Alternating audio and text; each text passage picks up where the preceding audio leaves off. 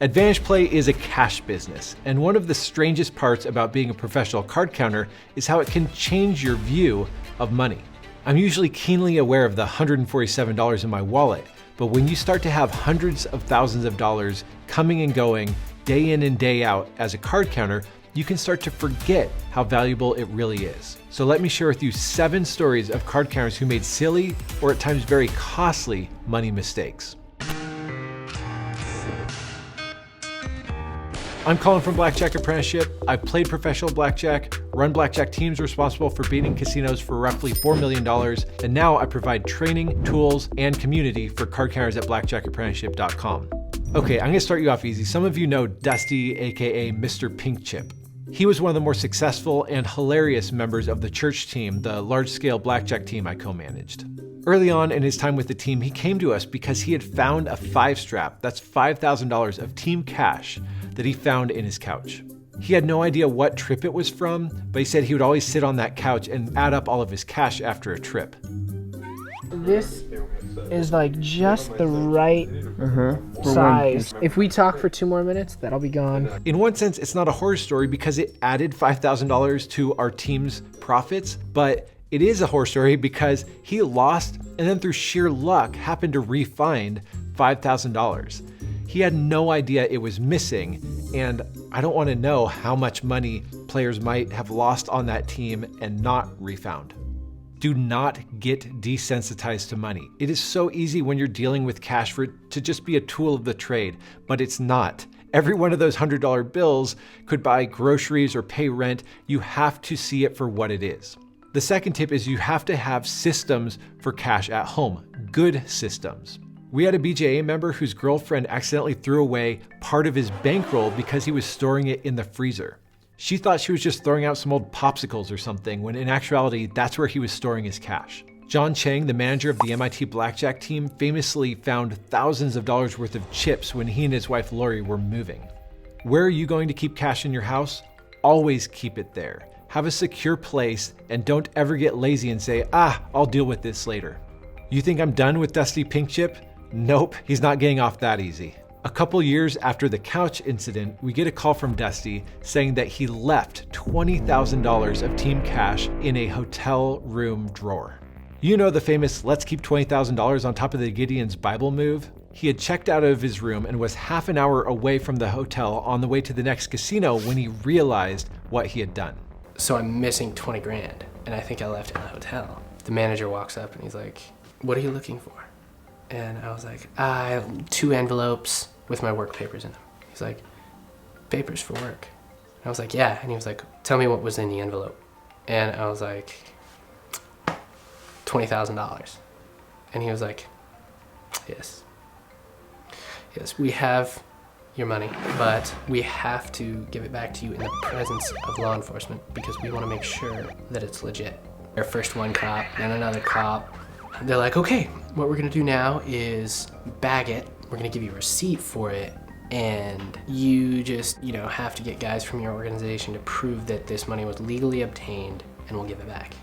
You should have been fired so many times. So many, right? Colin's not gonna fire me, dude. And it probably wouldn't. Give me a reason, but Dusty. it's just kind of hard to remember. Just give me a reason. Not all stories work out that well. My friend Jay Cino had a story where he and his blackjack team had $7,000 stolen out of their hotel room in the 10 minutes they had left the room. One teammate, I think they just went downstairs to go in and get something to drink or eat or something. The other person, they just went to the gym, but there was about a 10 or 15 minute window of time where no one was in the room.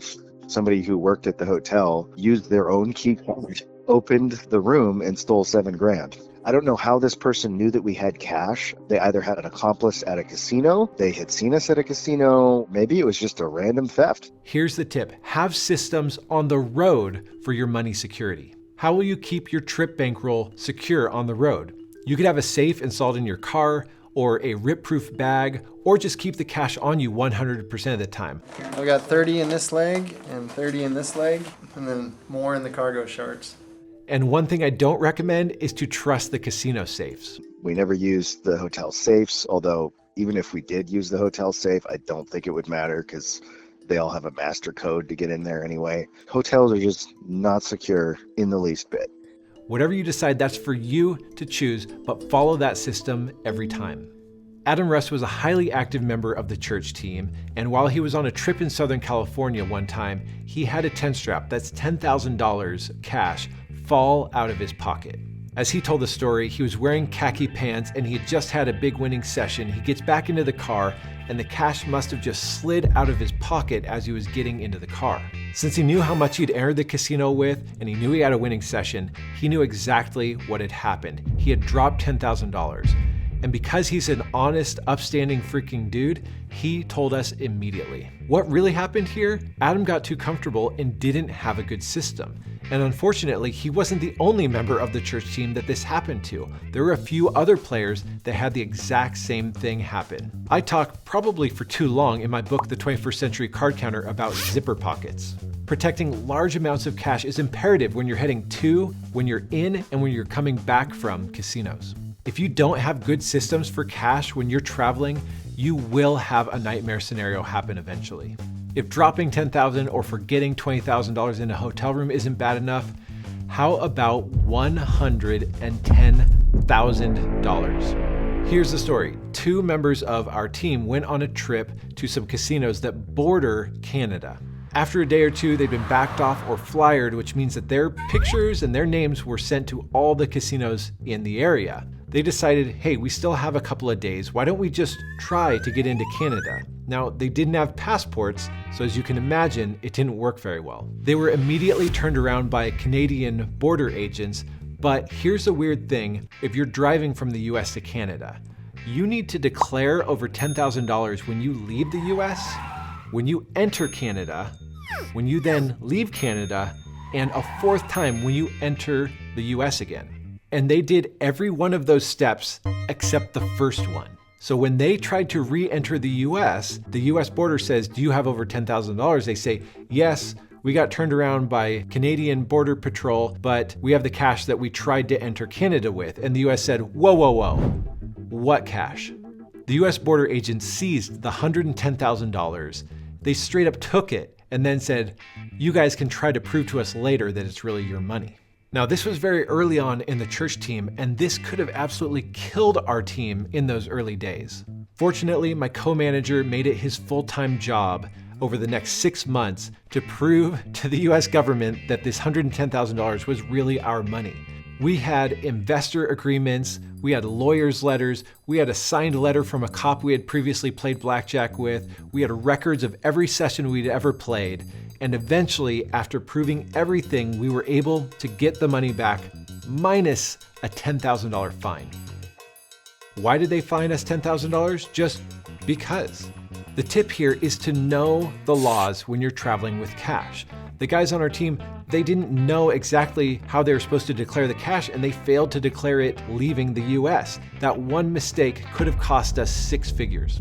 And I know what you may be thinking, well, I'll just lie and not declare the cash. But if you get caught with over $10,000 and you're lying about having that money, good luck getting that money back. There's a single casino that I beat for $150,000. I played there once or twice a week for a very long period of time, and because I would play late into the night until I could barely keep my eyes open, lots of times I didn't want to cash out all my chips and I knew I was going to be back soon anyway. If I had a winning night, I would do something like go to the cashier's cage and cash out $9,800 of my money. You could probably see where I'm going with this. One night, I get approached by a crowd of guys in suits and they say, Colin, we need to speak with you. They told me that I was going to be backed off for suspicious activity. See, there's a law that you have to report any cash transaction over $10,000.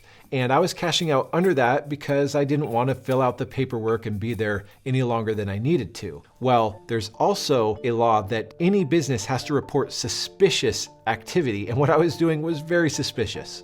I quickly told them, oh, CTRs, cash transaction reports, give me all the CTRs you want. I don't mind those at all. I'm just tired and I didn't want to have to do any extra paperwork. Fortunately, they huddled again, came back to me and said, okay, Colin, you're unbacked off. Now, I got lucky here, but the tip is to be aware of both cash transaction report laws and suspicious activity report laws. I'm not a lawyer, so don't ask me for legal advice, but do your own research or ask a lawyer yourself. Know the laws and make sure that you follow them. Moving on, while we were running our blackjack team, we knew other guys out there, and I heard a horror story of a guy who got robbed of a very large amount of his bankroll. How did it happen?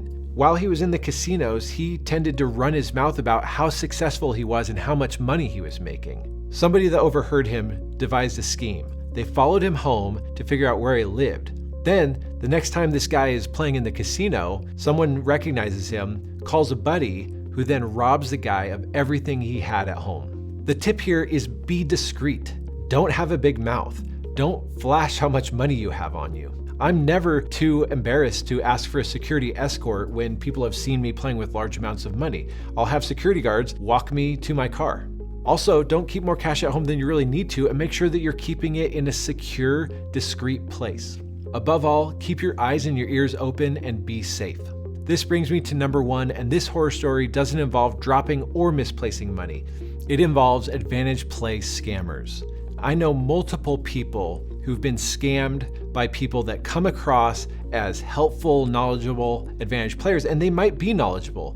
2 good friends of mine were scammed out of $90,000, which was a very large portion of their bankroll, by a guy who earned their trust and then took their money. I could tell you other stories, but the tip here is there are bad apples out there. Take the time to build trust and really get to know people before putting your money in with them. If someone seems too good to be true, they just might be.